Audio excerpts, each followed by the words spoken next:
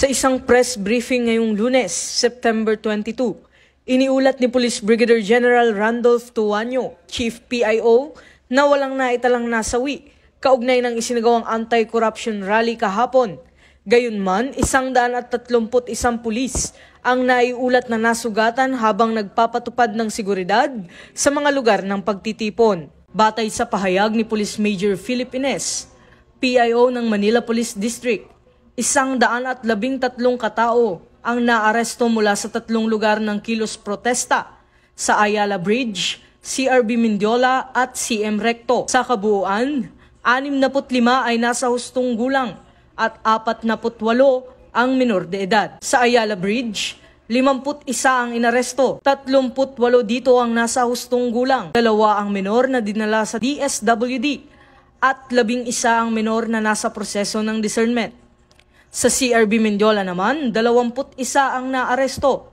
Kabilang dito ang 14 na nasa hustong gulang at 7 na menor de edad.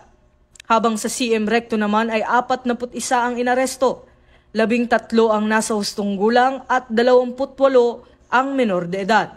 Ayon kay Police Brigadier General Tuanyo, naka-full alert pa rin ang buong hanay ng PNP habang nagpapatuloy ang masusing pagmamanman sa mga lugar ng pagtitipon upang matiyak ang seguridad at kaligtasan ng publiko.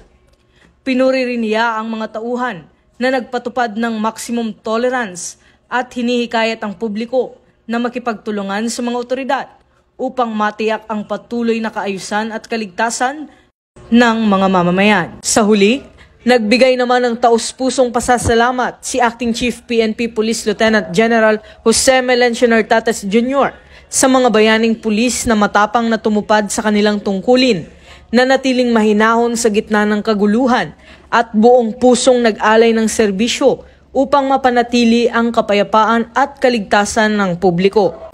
Sa ngalan ng ating Acting Chief PNP Lieutenant General Jose Melencio Nartates Jr., pinapaabot ng pambansang pulisya ang taus-pusong pagsaludo at pasasalamat sa lahat ng kabayanihang ipinakita ng ating kapulisan sa kanilang buong tapang at dedikasyon sa pagbantay at pagpapanatili ng seguridad ng nagdaang protest rally.